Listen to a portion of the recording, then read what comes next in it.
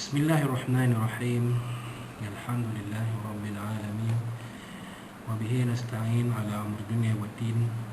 Nastaghfiruhu wa nastahdihi wa natubu ilaihi wa natawakkalu alaihi wa na'udzu bihi min shururi anfusina wa min sayyiati a'malina. May yahdihillahu fala mudilla lahu wa huwal muhtadi wa may yudlil falan tajida lahu waliyyan murshida wa la hadiya lahu. Asyhadu an la ilaha illallah wahdahu la syarika lah wa asyhadu anna sayyidana Muhammadan abduhu wa rasuluh. Allahumma shalli wa sallim wa barik ala hadha nabiyil karim sayyidina wa habibina wa syafi'ina wa zuhrina wa maulana Muhammadin Mustafa wa ala alihi wa sahbihi wa man da'a bi da'watihi wa tamassaka bi sunnatihi wa jahada fi sabilillahi ila yaumiddin. Rabbi shrah li sadri wa yassir li amri wa hlul 'uqdatam min lisani yafqahu qawli. Subhanaka la ilma lana illa ma 'allamtana innaka antal alimul hakim wa la hawla wa la quwwata illa billahil azim.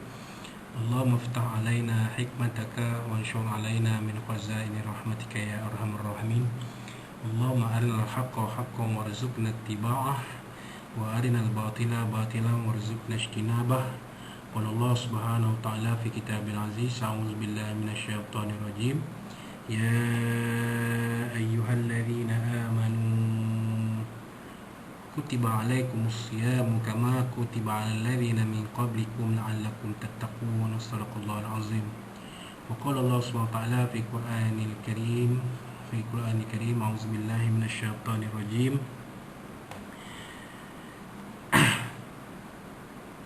Ya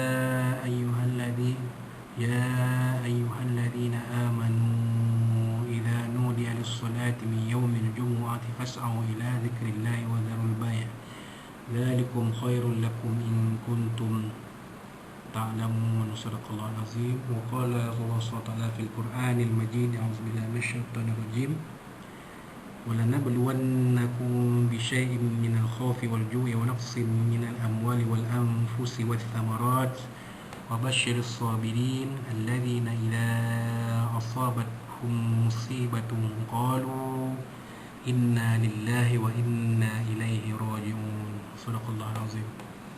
وقال نبينا سيدنا محمد صلى الله عليه وصحبه وسلم من مات يوم الجمعة وقي عذاب القبر أو كما قال صدق رسول الله صلى الله عليه وسلم. وقال شفيعنا سيدنا محمد صلوات الله وسلامه عليه وعلى آله وصحبه ما من مسلم يموت يوم الجمعة أو ليلة الجمعة إلا وقاه الله فتنة القبر أو كما قال صدق رسول الله صلى الله عليه وآله وصحبه وبارك وسلم.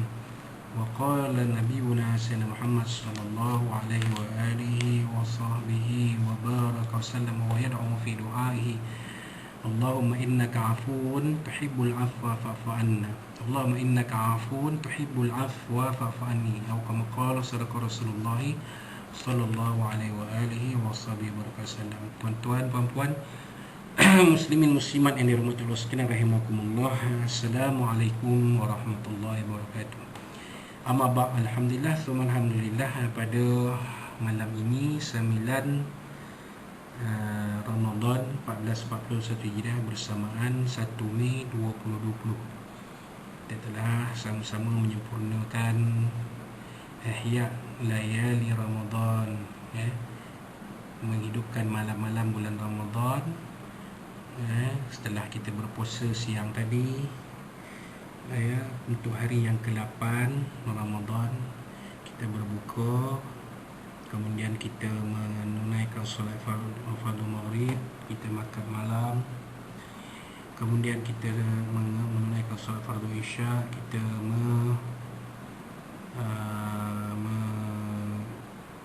mengerjakan solat tarawih, sunat tarawih dan witir. Dan saya percaya tuan-tuan telah pun selesai melaksanakan semuanya itu dan meneruskan dengan tadarus Al-Quran bersama ahli keluarga kita, bersama ahli keluarga, rakan-rakan yang pergi yang bujang, bersama rakan-rakan serumah. Dan mungkin ada yang membaca Al-Quran secara bersendirian ataupun secara tadarus online dan apa-apa kaedah yang bersesuaian. Jadi tuan-tuan dan puan-puan, muslimin muslimat rahimakumullah, adapun bagi saya uh, Saya tadi mendapat satu perkhabaran bahawa adalah sahabat lama kami ini telah kembali ke rahmatullah pada siang Jumaat tadi, ya. Jadi dalam kesempatan yang ada ini, marilah sama-sama kita hadiahkan surah Al-Fatihah kepada Ruh Al-Rahmah Puan Ida Roseti binti Ismail.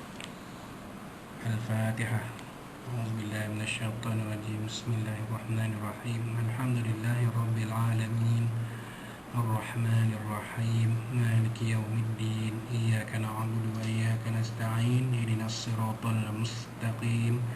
Siratal ladzina an'amta 'alaihim ghairil maghdubi 'alaihim waladdallin. Amin. Semoga Roh Al-Rahmah Puan Ida Roseti binti Ismail dicucui rahmat oleh Allah SWT dan digulungkan beliau di kalangan orang-orang yang saleh, insya-Allah. Tambahan pula pemergian beliau ini pada hari Jumaat, iaitu Sayyidul Ayyam pada bulan Ramadan. Seperti mana yang kita sebutkan, ya, disebutkan di dalam hadis-hadis Nabi tadi. Nabi SAW menyatakan siapa yang meninggal pada malam ataupun pada siang hari Jumaat, dilepaskan daripada dia fitnah kubur, yakni soal kubur. Jadi tak semua orang dapat kelebihan ni. Ini adalah satu kelebihan yang hanya diberi kepada ahlul Jumaah, pada orang yang meninggal pada hari Jumaat. Ya.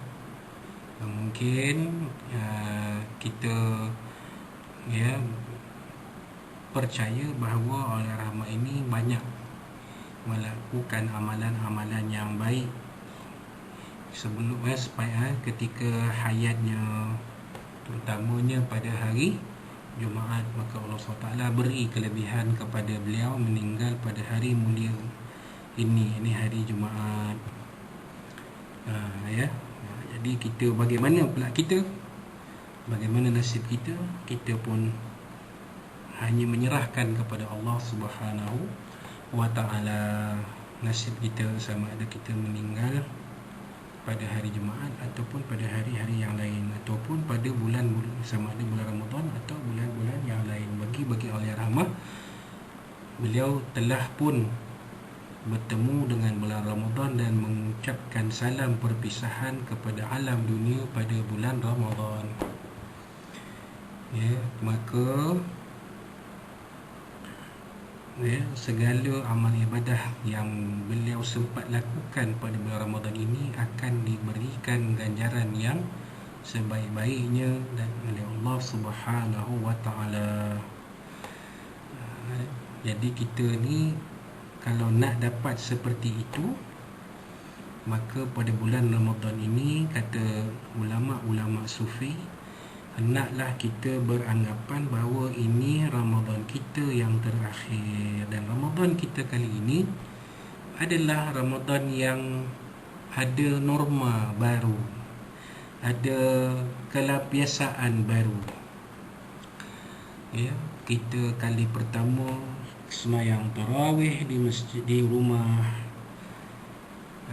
Ya, terutamanya kaum muslimin, sembahyang tarawih di rumah.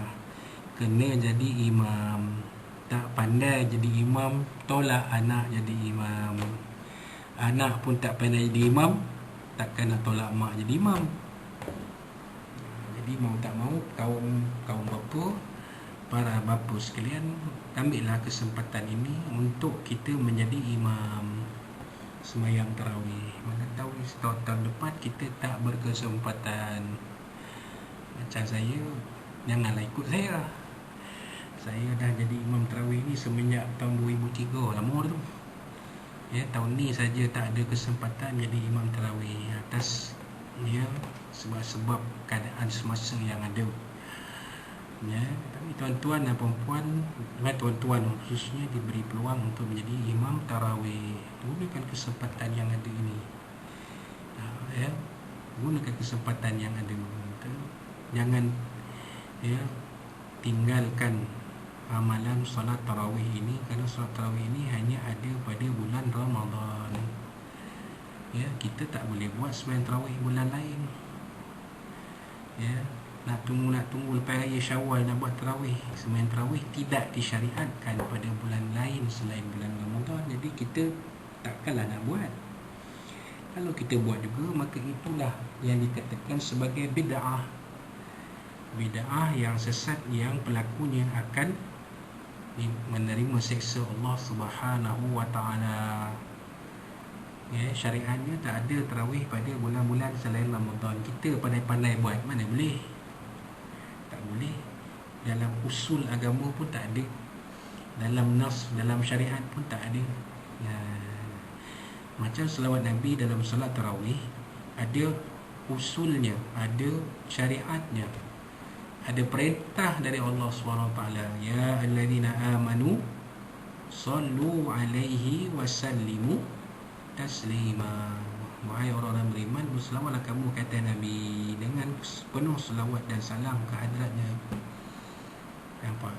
Tanpa Allah Ta'ala meletakkan di mana tempat. Maknanya Allah Ta'ala beri kebebasan kepada kita untuk berselawat pada bila-bila masa dan ketika, termasuk dalam solat tarawih. Jadi jangan kata pula selawat dalam solat tarawih itu bid'ah, Nabi tak pernah buat. Maka kita pun tak boleh buat lah, mandai-mandai nak buat. Ya, kita tahu ke Nabi tak buat? Kita tak ada pada zaman Nabi SAW. Ya, kan? Ya, sebab itu ulama' silap memasukkan selawat dalam solat tarawih. Kerana apa-apa amalan yang ada dalam bulan Ramadan akan dilipat gandakan pahalanya, seperti pahala amalan-amalan atau pahala ibadah wajib. Jadi masa ni lah nak peluang banyakkan selawat. Kalau boleh lagi panjang selawat lagi baik. Tapi kaifiat tu dah ada, kita ikutlah kaifiat tu. Janganlah kita ni tak berapa pandai nak memandai-mandai. Kata Datuk Hatan, kalau tak pandai jangan kalau tak tahu jangan gomah memandai-mandai. Kalau kita tak mahir, jangan gomah memandai-mandai.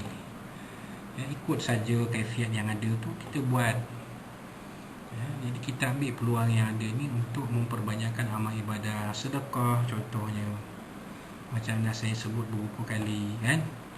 Ya, sedekah ini tidak terhad. Tidak terbuka masjid dan surau tak bermakna kita tak boleh sedekah. Kalau tuan-tuan nak sedekah makan dengan saya pun bagus juga. Saya tak ada siapa ni, kan? Terkurung Kalau ada di antara tuan-tuan yang nak bank in duit untuk saya makan buka puasa pun bagus juga. Bolehlah PM saya, boleh tanya, kan? Ya. Tapi saya tidak mengharapkan itu. Yang penting orang yang sangat perlu kepada dijamu makan mereka ketika berbuka, iaitu orang fakir, orang miskin, orang yang memerlukan, asnaf-asnaf. Kemudian mereka yang bekerja tungkus lumus menjaga keselamatan kita dari golongan barisan hadapan. Ini nak jadi PKP, nak jadi PKPB pula. Jadi kita jagalah diri kita. Jangan kita anggap keadaan yang ada ini sudah cukup selesa, kita kena ambil kira juga. Saya pun tak berani nak keluar-keluar pergi kedai, makan-makan kedai sekarang ni, selagi tidak ada kepastian yang sebaik-baiknya bahawa virus wabak COVID-19 ini sudah tiada lagi di atas muka bumi ini. Maka selagi itulah kita kena ambil langkah berjaga-jaga, kan? Kena ambil langkah berjaga-jaga. Apalah salahnya makanan dibeli bawa balik rumah, makan kat rumah lah. Apa salahnya kalau yang berkeluarga kita makan berbuka di rumah, isterinya masak, suami tolong potong bawang ke, tolong potong benda-benda yang nak dimasak ke, kan? Tak jatuh ego kita. Bersama-sama di dapur membantu menyediakan juadah berbuka, tak ada masalah. InsyaAllah. Malah mungkin dengan cara itu kita akan jadi mahir dalam sesuatu masakan tersebut. Jadi macam saya tak boleh nak tolong, tak ada kesempatan nak tolong, macam mana tuan-tuan yang berada di rumah bersama keluarga tu kan. Kita dah cukup rehat dah, masih malam dah rehat, siang dah rehat. Ni dengar-dengarnya yang akan kembali bekerja Isnin 4 bulan ni akan kembali bekerja. Nampak dah kena bekerja balik kan. Khususnya bagi sahabat-sahabat yang bekerja di sektor swasta, mereka tak ada pilihan, mereka terpaksa bekerja. Kalau mereka tak bekerja, mungkin mereka akan kehilangan pekerjaan Jadi mereka terpaksa, mereka akan bekerja dengan SOP yang tertentu untuk menjaga keselamatan diri. Kita jagalah keselamatan diri kita. Jagalah keselamatan diri kita. Banyakkan berdoa pada Allah SWT. Allah marfa'an al-bala' wal-waba' wal-niqam.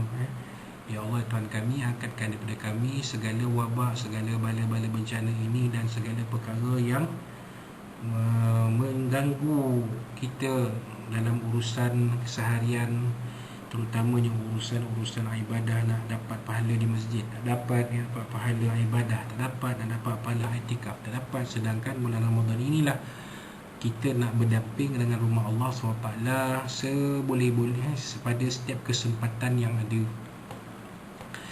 Jadi itulah kesempatan yang ada ini perlu kita ambil. Kita sudah hampir sampai ke penghujung sepertiga Ramadan yang pertama, iaitu awaluhu rahmah.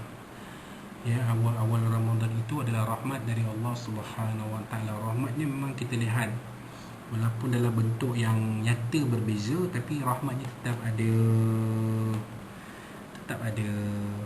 Jangan tuan-tuan kata tahun ni Ramadan tahun ni rahmat Allah Ta'ala tak turun, yang bala yang turun. Yelah, bala itu dah turun awal dah, tak tunggu Ramadan. Tapi Ramadan kita ni masih ada lagi, tentulah ada rahmat dari Allah Subhanahu Wa Ta'ala. Ya Allah Ta'ala permudahkan urusan kita walaupun masjid suruh tak dibuka, tapi kita boleh semayang di rumah, boleh semayang tarawih di rumah, tak ada masalah apa pun kan. Dari segi perbelanjaan pun sepatutnya boleh dikawal, boleh diuruskan dengan lebih baik kan. Sebab kita pergerakan kita tak mana pun kan. Mungkin kalau nak bergerak ke mana pun, pergi membeli barang keperluan saja kan, untuk bersantai-santai tak ada. Kita banyak menghabiskan masa di rumah, tinggal di rumah, duduk ontok-ontok. Maka insyaAllah seharusnya perbelanjaan kita boleh diuruskan dengan baik insyaAllah. Dan makan kita boleh uruskan dengan lebih baik, dengan makanan-makanan yang halal dan thayyibah ketika berbuka dan ketika bersahur kan.